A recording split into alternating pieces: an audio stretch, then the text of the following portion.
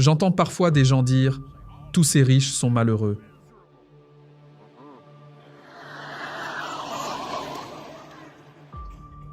Je ne suis pas assez profond en théologie ou en philosophie pour affirmer que l'argent vous rendra heureux. L'argent ne vous rendra pas heureux.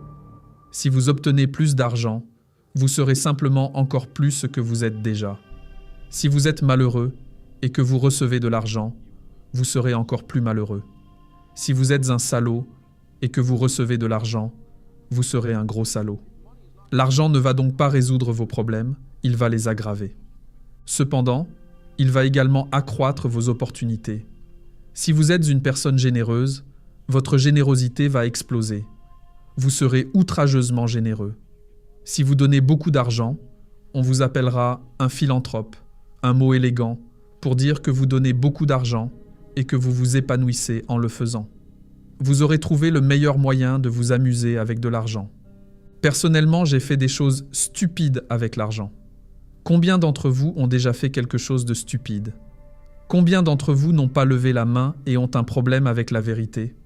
Vous pensez que c'est une question rhétorique? Sérieusement. J'ai emprunté trop d'argent et notre banque a été vendue à une autre banque en dehors de l'État. Je sais que ça n'arrive jamais par ici. Un jour, un type, assis dans un autre État, a regardé nos comptes et a dit « Il y a un jeune de 26 ans à Nashville qui nous doit 1 million de dollars et il revend des maisons.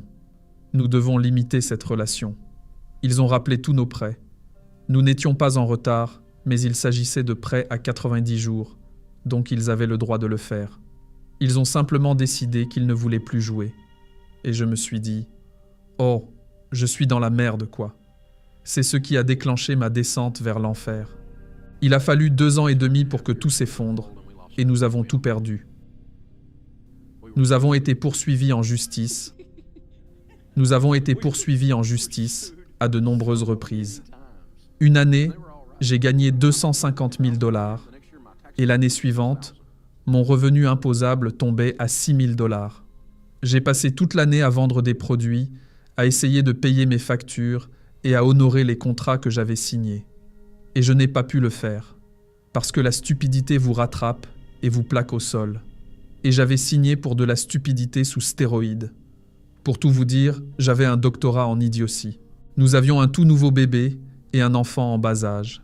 Notre mariage ne tenait qu'à un fil. J'avais tellement peur, je ne savais pas quoi faire. Je me souviens être resté sous la douche, l'eau brûlante sur le visage, à peine capable de tenir debout, pleurant de peur. À 28 ans, j'avais des bébés et une pauvre femme qui pensait avoir épousé un héros. Il s'avère qu'elle avait épousé un incapable. J'avais tout gâché.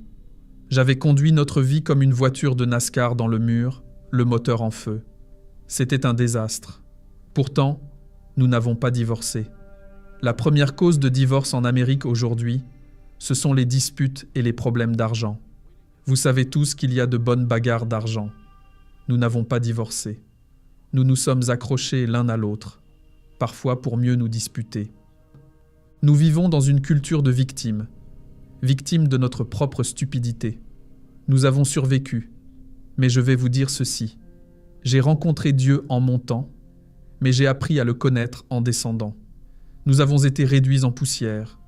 Il ne restait plus rien. Nous avons eu un moment de capitulation. Et ce n'était pas un appel à l'autel baptiste. Nous nous sommes vraiment rendus. Drapeau blanc. Vous êtes en charge, Dieu. Que voulez-vous qu'on fasse? Parce que je ne savais pas comment être un mari, ni comment être un père, ni comment gérer l'argent, évidemment. J'avais un diplôme en finance, mais qui m'avait appris à emprunter de l'argent? Mon professeur de finance à l'université, qui était lui-même fauché. Alors, nous avons reconsidéré tout cela. Et il s'avère que mon Père céleste, malgré ma stupidité, est fou de moi. Même en dépit de mes défauts, il est fou de moi. Il connaît mon pire côté et il m'aime toujours. Il a un plan, et ce n'est pas pour me faire du mal, mais pour m'apporter de l'espoir. Alors j'ai plongé à fond. Je me suis dit, « Ok, comment se marier ?» Réponse, « Soumettez-vous l'un à l'autre. » Il y a 2500 passages bibliques sur la gestion de l'argent et des biens. J'ai commencé à lire des auteurs comme Ron Blue, Larry Burkett et Howard Dayton. Les premiers dans l'espace chrétien moderne à parler de ce que la Bible dit à propos de l'argent. J'étais stupéfait. Ma femme et moi avons commencé à vivre selon ces principes, et ils ont commencé à fonctionner. Ce n'était pas instantané. Si vous cherchez l'instantanéité, si vous voulez vous enrichir rapidement, Dieu n'est pas dans le domaine des micro-ondes. Il est plutôt du genre mijoteuse. Cela prend du temps et du temps. Mais quand vous commencez à vivre votre vie de cette façon, c'est une boussole. Elle vous montre le chemin le plus important. Et vous n'êtes plus perdu. Je n'aime pas toujours ce qu'il dit, mais souvent, c'est parce que j'ai tort. J'ai réalisé combien c'était stupide de dire « Je ne sais pas si je suis d'accord avec Dieu ». J'ai eu un moment spirituel où j'ai réalisé que Dieu était plus intelligent que moi. Maintenant, je vais probablement faire comme il dit, parce que ça marche. Toutes ces années plus tard, cela fonctionne. Non seulement nous nous sommes remis sur pied progressivement et lentement, mais nous avons recommencé à créer de la richesse. Nous vivons dans un monde de cause à effet. Ce que vous plantez, vous le récolterez. Si vous plantez des idiots, vous obtiendrez une récolte de désespérés. Je l'ai déjà fait. Et si vous plantez du maïs, ne vous attendez pas à voir pousser des haricots. Ne soyez pas surpris, car ce que vous mettez dans votre vie, c'est ce que vous en retirerez. Dieu est très clair là-dessus. Toutes les Écritures le disent. C'est un lien de cause à effet. Un physicien chrétien a découvert le théorème de la cause et de l'effet à travers une vision chrétienne du monde. C'est ainsi que fonctionne l'univers. Et nos vies sont pareilles. Pourtant, nous les vivons souvent au hasard et nous nous demandons comment les choses arrivent. Eh bien, vous l'avez planté il y a 6 mois et maintenant cela vous revient en plein visage. C'est la réalité. Nous avons commencé à enseigner à une petite classe d'école du dimanche avec une 30aine de personnes. Puis nous avons levé les yeux et il y avait environ 500 personnes. Nous avons écrit un petit livre et l'avons imprimé, mais personne ne voulait l'acheter. Je le vendais dans le coffre de ma voiture, dans un vidéoclub. Les librairies ne voulaient pas le vendre. Finalement, quelques librairies ont commencé à le vendre, puis des éditeurs ont voulu le publier. Et puis, 12 millions de livres plus tard, nous voilà. Nous avons commencé à donner un petit cours appelé « Université de la paix financière ». Aujourd'hui, 4,5 millions de familles ont suivi ce cours et 40 000 églises y participent. Dieu sait vraiment comment transformer les citrons en limonade. Il sait prendre quelque chose et le transformer. Si votre vie est en désordre, je suis ici pour vous dire que je connais le désordre. Je sais à quoi ressemble le désordre. Et nous servons un Dieu qui nettoie les dégâts, guérit les cœurs brisés, touche les blessures et transforme les choses. Si tu es trop sûr de toi et que tu te crois intelligent, il t'atteindra et il t'aidera. Il t'aidera à corriger ta trajectoire. Il te fera tomber les cheveux de la tête, je te le dis, mais il te corrigera. Parce qu'il t'aime. Il est fou de toi. Nous avons découvert que si vous faites ces 5 choses avec l'argent, sur une période de 10 à 15 ans, vous atteindrez un niveau de richesse 100% du temps. J'ai bien dit un niveau de richesse. Je ne sais pas à quel niveau, car je ne peux pas prédire les accidents de voiture et les cancers. Je ne peux pas prédire les tragédies. Et je ne sais pas quel sera votre revenu. Mais si vous travaillez et que vous faites ces 5 choses, vous atteindrez un niveau de richesse 100% du temps. Il ne s'agit pas d'une sorte de prospérité mystique ou magique. Ces 5 choses relèvent du bon sens. Le bon sens est tellement rare aujourd'hui que c'est comme avoir un super pouvoir. Quand on y ajoute le bon sens de Dieu, cela change tout. Voyons donc ces 5 choses. La première étape est d'établir un budget, un plan écrit. Jésus a dit « Lequel d'entre vous, s'il veut bâtir une tour, ne s'assied d'abord pour en compter le prix, de peur qu'il ne se trouve à mi-chemin et ne puisse achever, et que tous ceux qui le voient ne se mettent à se moquer de lui et ne disent « Cet homme a commencé à bâtir et n'a pu achever. Encore un chrétien qui ne peut pas payer ses factures. » J'ai ajouté cette dernière partie. Il faut faire un budget, sur papier, avec détermination, avant le début du mois, chaque mois. Si vous travaillez pour une entreprise qui s'appelle X machin, et que vous gérez l'argent de cette entreprise de la même manière que vous gérez votre propre argent, est-ce que vous vous feriez virer? Nous nous comportons souvent mal avec l'argent. La Bible dit que celui qui est impulsif exalte la folie. La folie est l'action d'un fou. Celui qui est impulsif est un fou en action. J'ai été dans cette situation. Et l'insensé, vous ne voulez pas être un insensé biblique. Vous ne voulez pas être ce genre d'idiot. Nous sommes donc désorganisés. Nous n'avons pas de plan. Rien n'est écrit. Et nous avons le culot de prier notre Père céleste, le Créateur du ciel et de la terre, et de lui dire « Seigneur, je me conduis mal, je suis horrible et incompétent, mais envoie-moi plus d'argent. » Il nous regarde et nous dit « Non, c'est dans la Bible. La parabole des talents. Le maître donne à 3 serviteurs une somme d'argent à gérer. Il revient plus tard. 2 d'entre eux l'ont bien géré, l'autre non. Non seulement il ne lui en donne pas plus, mais il retire l'argent à celui qui l'a mal géré et le donne à celui qui l'a bien géré. Et puis, il y a l'Écriture sur l'inégalité des richesses. Elle dit juste après cela que ceux qui sont fidèles dans les petites choses se verront donner plus à gérer. C'est comme lorsque mon fils, âgé de 15 ans, a décidé qu'il voulait une Corvette flambant neuve pour ses 16 ans. Je l'ai regardé et lui ai dit « Je suis un père aimant, mais je ne suis pas céleste. Non, tu ne peux pas avoir une nouvelle Corvette. Même si cela semble être une bénédiction pour toi, mon fils. Elle a 465 chevaux, une carrosserie en fibre de verre, et passe de 0 à 60 en 3 secondes. Tu es un conducteur inexpérimenté. Je t'ai vu conduire.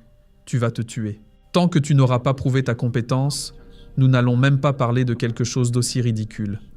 Pour l'instant, ce que tu auras, c'est une vieille chevette avec une gerbille fatiguée sous le capot. Soyez fidèles dans les petites choses. Ce qui est intéressant à propos de ces principes, c'est que vous pouvez décider aujourd'hui de les appliquer. Je me suis assis et j'ai dit à quelqu'un « Voilà ce que tu dois faire ». Il m'a répondu « Ce n'est pas comme ça que je fais ». Et je lui ai dit « Change ». Vous pouvez décider aujourd'hui d'être bon dans ce domaine, de changer. En rentrant chez vous, vous pouvez décider de faire un budget. Prenez un carnet ou allez sur des sites comme du genre fairemonbudget.com. Vous pouvez décider aujourd'hui, je vais commencer à bien gérer mon argent. Parce que si vous continuez à faire ce que vous avez toujours fait, vous continuerez à obtenir ce que vous avez toujours obtenu. Deuxièmement, vous devez vous débarrasser de vos dettes. Vous saviez que Dave Ramsey allait parler du désendettement, parce que la Bible dit que l'emprunteur est l'esclave du prêteur. La Bible ne dit pas que l'endettement est une question de salut. La Bible ne dit pas que la dette est un péché. J'ai étudié cette question pendant plus de 30 ans, et je n'ai pas trouvé un seul passage où Dieu utilise la dette pour bénir son peuple. Il est toujours dit que la dette est une malédiction, que vous êtes un esclave. Et pourtant, nous continuons à nous y engager, pensant que nous sommes plus intelligents que Dieu, alors que tout au long de la Bible, il est dit en gros que la dette est stupide. Et ceux qui s'engagent dans des choses stupides sont, stupides. Et j'ai été stupide, je vous l'ai dit, alors je ne vous insulte pas. L'emprunteur est l'esclave du prêteur. Vous ne pensez pas que c'est le cas? Pensez-y de la manière suivante. Votre outil le plus puissant pour créer de la richesse est votre revenu. Laissez-moi vous montrer à quoi ressemble l'esclavage. De nouvelles données montrent que le paiement moyen d'une voiture en Amérique aujourd'hui, selon l'Association nationale des concessionnaires automobiles, est de 490 $ par mois. Si vous prenez cet argent par mois et que vous les investissez de l'âge de 30 ans à 70 ans dans un fonds commun de placement à croissance décente, vous aurez 5,6 millions de dollars. C'est ce que vous coûte le paiement d'une voiture. Alors, qui avez-vous enrichi? General Motors, Ford, Lexus, Toyota? Vous avez enrichi quelqu'un et ce n'était pas vous. Vous roulez dans un véhicule que vous ne pouvez pas vous permettre en vous demandant pourquoi le fonds universitaire de votre enfant n'est pas financé. Parce que nous donnons tout à quelqu'un d'autre. Et ils ont de plus beaux meubles dans leur immeuble, vous avez remarqué. Il se passe quelque chose ici. Et certains ont des prêts étudiants qui durent depuis si longtemps qu'il pense que c'est un animal de compagnie. Vous avez une Mastercard dans votre vie. C'est difficile d'être un esclave si on n'a pas de maître, alors autant le faire. Nous avons découvert la servitude et la détresse américaine. Ça ne s'arrête jamais, et je l'ai fait aussi. Je ne critique personne, je dis juste, voilà ce qu'il en est. Pensez-y. Et si vous n'aviez pas de paiement, je n'arrive même pas à me faire à l'idée. Eh bien, vous aurez toujours un paiement de voiture, n'est-ce pas? J'entends des gens dire ça. Le petit homme ne peut pas avancer. Tu auras toujours une voiture à payer, alors conduis quelque chose de bien. C'est ça votre idée? Ce qui, soit dit en passant, est abordé dans les proverbes. Il y est question d'imbéciles juste après. Vous voyez, c'est comme ça qu'on parle quand on perd. Vous ne pouvez pas aller de l'avant. J'espère que nous pourrons élire un président qui arrangera ma vie. Ça n'arrivera pas. Aucun d'entre eux n'est à la hauteur, je vous le dis. C'est vous qui êtes responsable de votre vie, et vous et Jésus. Je peux tout par le Christ qui me fortifie. C'est la seule chance que vous avez. C'est la seule qui marchera, et c'est ce qui change. N'écoutez pas ces gens qui disent que le petit homme ne peut pas avancer. Alors, comment sortir de l'endettement? Il faut décider de ne plus emprunter.